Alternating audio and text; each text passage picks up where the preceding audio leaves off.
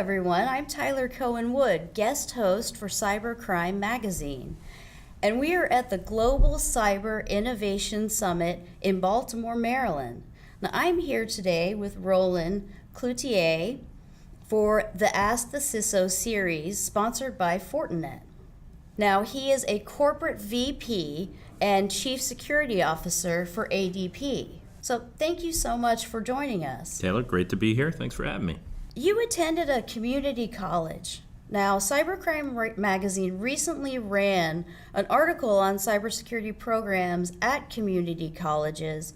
Do you think these schools have an important place in our industry? Oh, absolutely. I mean, it's a, cybersecurity in general, it's a negative 4% unemployment rate. There's a lack of qualified, talent and workers in the space. It's going to take not just cyber-specific universities with top-tier talent, developed for a specific area. It's going to take everyone, and community colleges are a great start.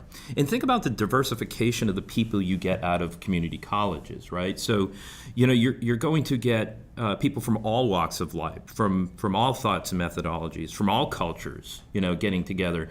And that's really what we need to combat this really, really hard problem is diversification in talent, not just in numbers. So community college is where it can all start. And as people progress through their careers, or they want to get post-grad degrees, or they want to get very specific in an area, maybe they can go to a larger major university that has career-specific programs in cyber information assurance or insider threat or homeland security, whatever their direction may be. But I think it all starts at the local level.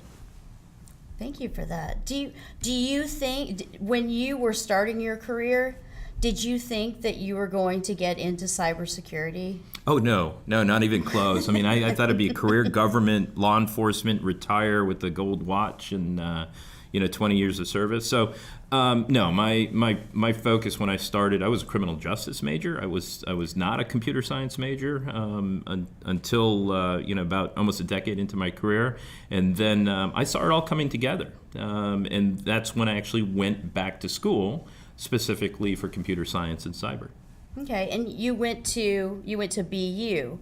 Do you think that they touched a lot on information security at the time? And well, obviously you did have interest in security when you were in college because that's what you went for. Yeah, I'm a New England kid, so I started looking at schools that had really great fundamentals in computer science. And in the late 90s, there wasn't a lot of cyber programs. Like here in Maryland, they had one.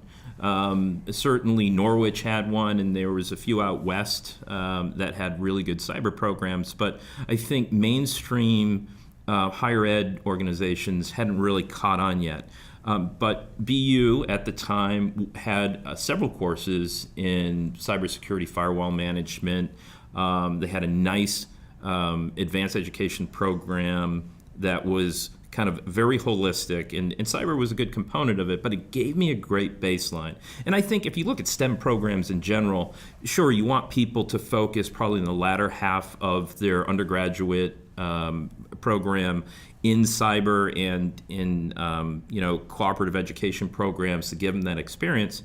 But you got to have that base. You got to have that technology or mathematic base to really understand what we do in these career fields. And I was really fortunate that BU had it at the time, and here I am today.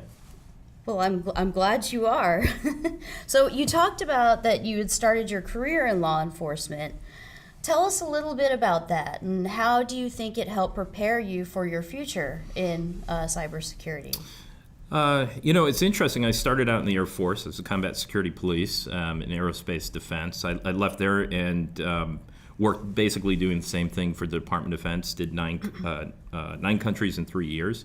So I got a lot of great international experience in the fundamentals of how to protect things. The government spent a lot of money teaching me how to protect things in very bad areas. And so with that, I kind of transferred over to civilian law enforcement with the U.S. Department of Veterans Affairs as a detective in their police agency. And a lot of the stuff we were doing around fraud and pharmaceutical diversion and general crimes all came back to computers. all came back to computers. We, whether it was a search warrant we had to do on a specific incident or issue that was a database that was impacted or something, whatever it was, it just got to a point where I needed in my job to understand the technical aspects at a compute level very differently as an investigator. So that's when I went back to school.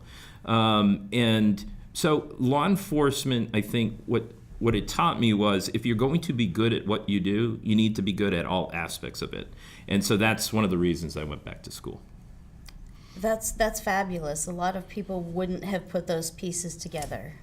Yeah, I think, again, being a mission-centric person and wanting to do 100% of the time, that I was fortunate in my early career to have great mentors, even in the military and law enforcement, to understand, the threat surface, to understand all aspects, of what it's going to take to defeat the bad guys. And I take that into my civilian and commercial career. That's great, because mentorship programs are so incredibly important for people at all levels, because even at a senior level, you can still learn things from the younger generation. Yeah, in fact, it's funny you say that. So I think there's two great points, is that mentorship happens throughout your entire career. And if not, then you're missing a huge opportunity, because if your job isn't changing, then you're stagnant in your career. Mm-hmm. And one of the things, I'm a lucky CSO, right? So I've been at the same company for over 9 years. That's 3x longer than most folks. Mm-hmm. And one of the questions often is, why do you stay? When you can go here and do this and, jump around like a lot of folks do. It's because my job changes every year. But when my job changes, I need to understand and get some support in areas, maybe I didn't have before. I was pure cyber, and then I'm a converged security expert. Then I'm running operational risk management for the company. I'm doing financial crimes. All of those areas requires additional mentorship and knowledge and job knowledge inside and outside of your company. So that's number one. Number two is, I'm not getting any younger. Workforce seems to be, but I'm not. And so I kid around with the team all the time. But we actually took a senior executive on my team, converted him into a kind of a workforce specialist for us. And his full-time job is to figure out how we're going to get this pipeline, how we're going to integrate back into colleges and universities, and all the way back down into 8th grade, middle schools, and high schools to get that pipeline over the next decade. One of the things that he has done, which is really interesting, is reverse mentorship programs. So we actually have millennials coming into our organization. They'll sit down and talk to us about what's important in the workforce, what they perceive as needs to be able to effectively do their jobs, where they see leadership failing, where they see management failing, and those are two very different things. And it allows us, at the team that's helping drive the organization, to really get a deep understanding of what our workforce needs to be successful, and then go turn that into an operational program, which is our jobs. Well, and that's such a great point, because without having something like that, you really have 3 different generations of people in the workforce today, and they view privacy and security just very differently. Yeah, kind of like my kids. So how do you, aside from the mentorship, how do you really cross those barriers when you're developing overall policies for cybersecurity, for BYOD? What big challenges there are with privacy, with IoT devices, including the BYOD, but for consumers as well? Yeah, that's a fairly broad question. So let me bake it. Extremely broad. Yeah, let me maybe we break it down into.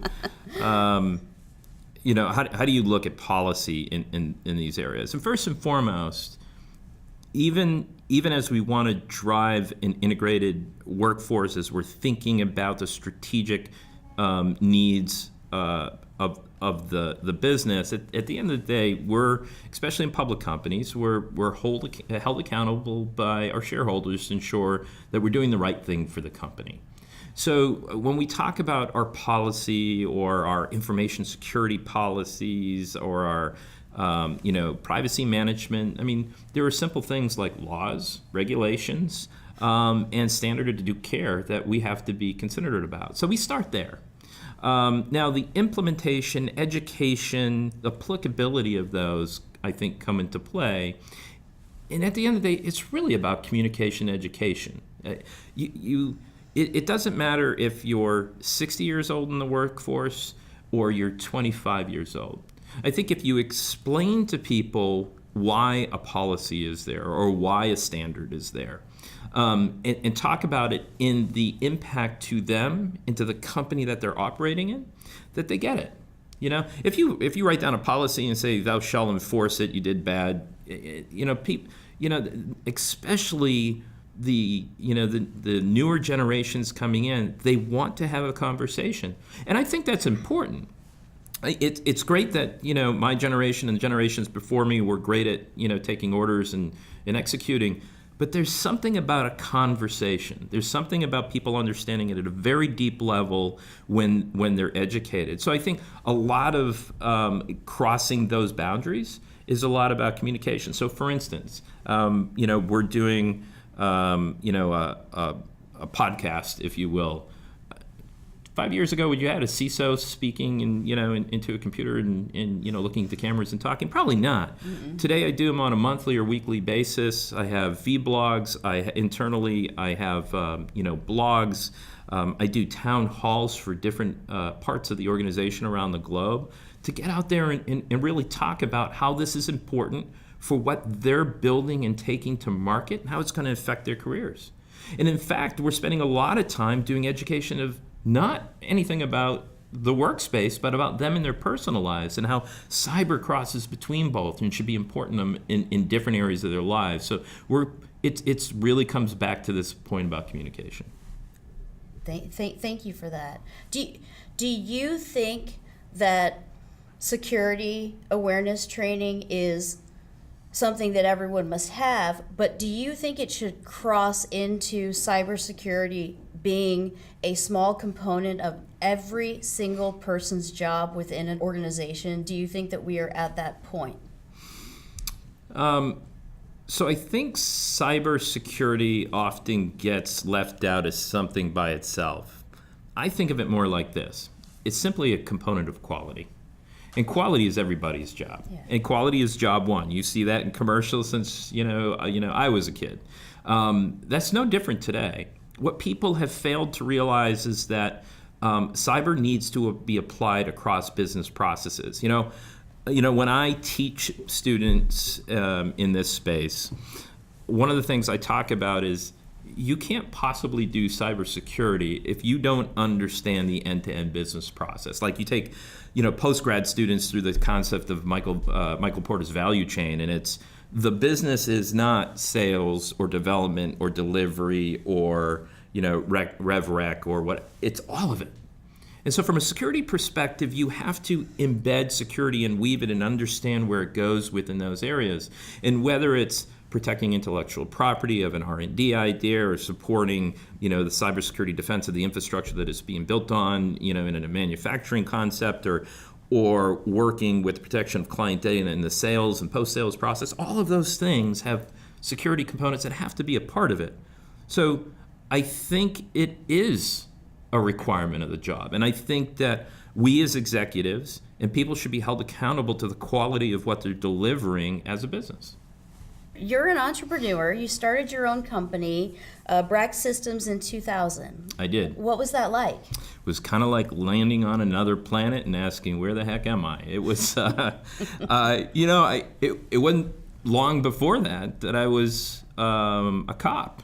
And then I got out and worked for a couple big companies and said, hey, I can do this myself and I can probably do it better. And the next thing you know, you're taking your life savings and I was partnered with my brother-in-law and we said we can go figure this out. And all of a sudden you're the CEO, CIO, the EIEIO, payroll, your sales, your delivery, and you got to learn laws, and you have to get revenue, and by the way, you have to put food on the table, and you got to be a dad and a husband, and so you're like, what did I do? But as things got rolling, what what I found was people really needed the service, and it was important. And I was doing it for big companies. And you were going in saying, wow, they have a big problem. I know how to solve this. And it was exciting. And I learned a lot about business. And, get thrown into the deep end, that's fine. But along the way, I had people that weren't even investors in my organization wanting me to be successful, wanting this industry to be successful. So I was fortunate in that I got to learn a lot. Learned a lot about the M&A process as I went through a couple of sales and rebuilds, and it was just an exciting time in my career. And I look back on it and say, I thought basic training was tough, and anti-terrorism school was tough, and being deployed around the world, you ain't got nothing until you do your own business and you got to put food on your table, And it was just a great time in my career. What piece of advice would you have for young or not quite as young people who want to venture off on their own and start their own business? I think it's important to validate your idea. So I was in critical infrastructure defense, and at the time there wasn't a lot of consulting companies doing that. So we had the market, which was nice. It's kind of flooded now. So from just a pure cyber perspective, validate it, right? Go speak with CISOs, CSOs, and have a discussion like, do you see the use of this? Now, it may be 50-50, maybe only 20%, but if you have 0% take, maybe you rethink it. If you have 70% take, then go fast and get to market first because you don't want other people having that idea, right? But I think validation is important because a lot of the ones that fail I see had an idea, did not really look at the reality of the implementation into the markets that they were going to sell into. So, how did you land as the Chief Security Officer at EMC? And that was a big step from what you'd been doing previously. So how did you acclimate to this new role? I faked it. No, just kidding. There's a lot to be said for that. You know what? So I had gone through, we had sold Brock Solutions to GNTS, or Global Network Technology Services, and then I helped build their practice. For a little while, left there. We built Paradigm Technology Partners, and we sold that to ANS. So I'd gone through a few years of startups and sales, and it was when I got to ANS, which was basically a break off of AT&T. I wanted to do more. I wanted to see the delivery of it. And EMC happened to be one of our large companies, clients, and we had just delivered a roadmap for them for the next few years. And they kind of put a challenge to me. They said, out of the blue, why don't you put your money where your mouth is and come work for us and deliver the program. And I jumped at it. I didn't even have to think twice. I did have to get permission from my wife. But after that, you always do, right? Yeah. After that, it was good to go, and I had a great career. I mean, it's funny. I still have people that work for me that work with me today because what we built was so special, and there was 9 guys on a firewall is essentially what I had taken over there, and we built a multinational converged security program with about 8 different organizations built into it. And some of the best practitioners in the world came out of it. And I'm fortunate enough today that I still work with some of those people because it is the type of people you find that want to go solve these hard problems that you stick with. It says a lot about you, too, that these people have wanted to stick with you for so long. Or they feel really sorry for me for taking really hard jobs. I'm not sure, but... So now you are a corporate VP and Chief Security Officer at ADP. How has this really upped your career and how you view security in that corporate role for such a large company? Yeah, I thought EMC was big because the amount of revenue and the amount of clients and the amount of critical infrastructure they were until I got into ADP, and I hadn't been in an operational leadership role in a core financial company. I said, "Oh, that's a great challenge. I'd like to go do that." But when you look at the impact that ADP has over the global economy, and you look at the threat surface and the risks, you take a step back and go, "Wow." So as a practitioner, I've had to not just up my game, but learn a lot of different skills. I mean, there's a lot of bad guys that are focusing on, our industry or the industries that we serve that I didn't even run into before. So I think that's one. As a leader, I went into an organization where I had to build a multinational global security organization from something that wasn't really there before, 18 different business divisions consolidating down to one global security organization was really interesting. And at the same time, while the business is transforming from a diversified payroll company to an integrated human capital management technology company, now I'm helping as an executive leader build a technology company, build out a base level of defense for financial crimes, for cyber defensive operations, for incident response, all at the same time. So this complexity of what do we do first and why, and how you articulate that across the business, how do you seek funding internally, how do you articulate it to your board, all great skills that I had to learn. But I had a lot of great business partners. Our CEO has been fantastic in the process. Interesting enough, I report to the CFO, so from a pure financial perspective, understanding the impact to EPS and to the shareholders has been a great capability for me to really understand the impact I have against the business and the strategic opportunities the company has. So all of those things combined has really changed my focus from being a security leader to a business leader. And that's, I think, has been the greatest thing I've done over the last few years. That's great, and that's such an important distinction, too. So what are some of the considerations in storing data and apps in the cloud and even moving some of the company's infrastructure to the cloud? Does that concern you? I don't know if it concerns me. I mean, I hope it doesn't concern me because we are one of the world's foremost cloud companies, and that's kind of how we grew up. ADP, was certainly one of the first to market in the space. Listen, I think it's like anything else. If done wrong, it could be a disaster. If done right, it can leverage and be a force multiplier for your strategy that will drive your revenue to incredible opportunities in your business to places it couldn't have gone otherwise. So I'm a big believer in the cloud. I'm a big believer in doing cloud right. So whether you're doing infrastructure as a service or software as a service, wherever you may start, it all starts with having a plan around protection. How are you protecting your business? What are the requirements for what services you're going to put in another part of your ecosystem? If you think of it as, I have my enterprise and I have someone else's cloud, then you're looking at it wrong.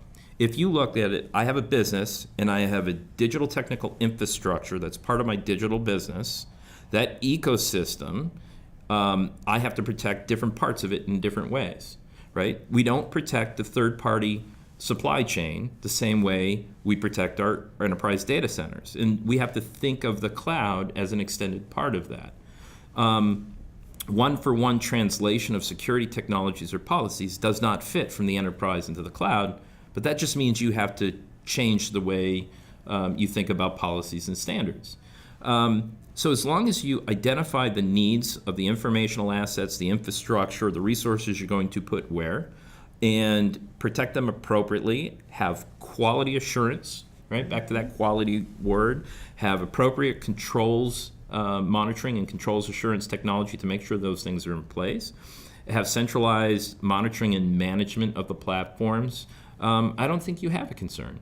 But when you allow people to go out on their own, build things independently without those basic security concerns, you're asking for trouble. So having a managed, facilitated way to accomplish that is super important.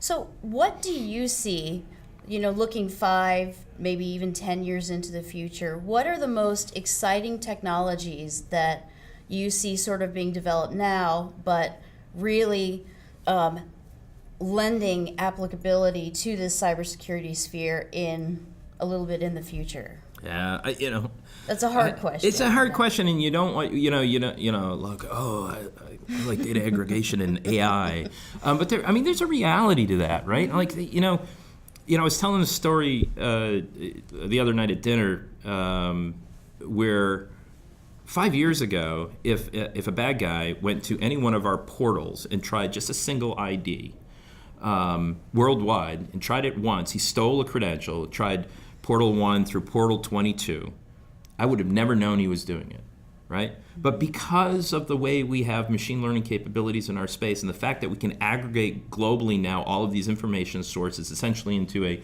massive security intelligence data warehouse, we collect 20 billion events a week, right? So you take those things and then you turn that and look and say, hey, if I see this one ID used in more than one portal with what we call a positive negative result, meaning that they tried it and it failed, alert on it. So now he or she can't go to even the third place because we've seen it, we've stopped it. Now because of automation, in things like cyber automation in our portfolio, we can actually reset that password in milliseconds, and there's no way that they can potentially misuse a consumer's identity. I mean, that's the stuff we can do with this big data, and that's like one minor thing. I mean, how about looking for needles in a needle stack, right? The ability to look across data sets to say, one of these things is not like, the song, right? I do. Right? Where we would have to spend hours of data crunching and pivoting and, hunters, and all of a sudden it's going to show me the anomalies. And we can say, let's go look at that. Why is that there, right? So I think this has got long legs. And listen, the D in ADP is really important because we are a data company. And, I think that I encourage people to focus on that area because I already have 2 PhDs on staff. I don't need a third. I'd rather have companies doing that for me. So I think there's a huge opportunity in the market, number one. Number two, is encryption, right? I mean, at the end of the day, the only way to protect all of this is do tokenization, encryption, however you do data defense, but make it in such a way that will be resilient against things like quantum computing in the future. Because if quantum computing is truly only 5 to 10 years out, and existing algorithms that are easy to implement are beatable, are you making a bad choice? So how do we look at the kind of that 5-year threat horizon and say maybe there's a better way to do it to make compute defense with regards to encryption more resilient over the long term, and so I think we've got a long way to go in that space. But those are 2 real promising areas. Thank you for that. You're welcome. All right, I think I have one final question for you. Dum dum dum. So, what's something about you that most people wouldn't know? Like, do you have fun hobbies? Do you like to cook? What's something that most people just don't know? Do you speak Klingon? What's Klingon? Just kidding. No, sorry, all my security peeps. I know what Klingon is. I'm just kidding.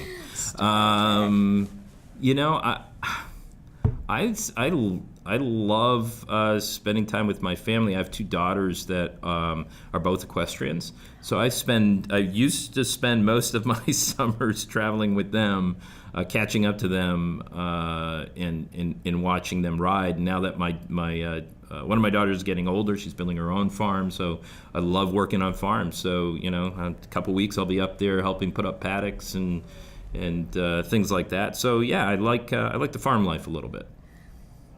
We have that in common. Ta-da! Who knew? Well, thank you so much. Well, you're welcome. I appreciate the time, and thanks for doing these podcasts. I think it's important to get some of these conversations out there. Roland, thank you so much for coming down and for joining us.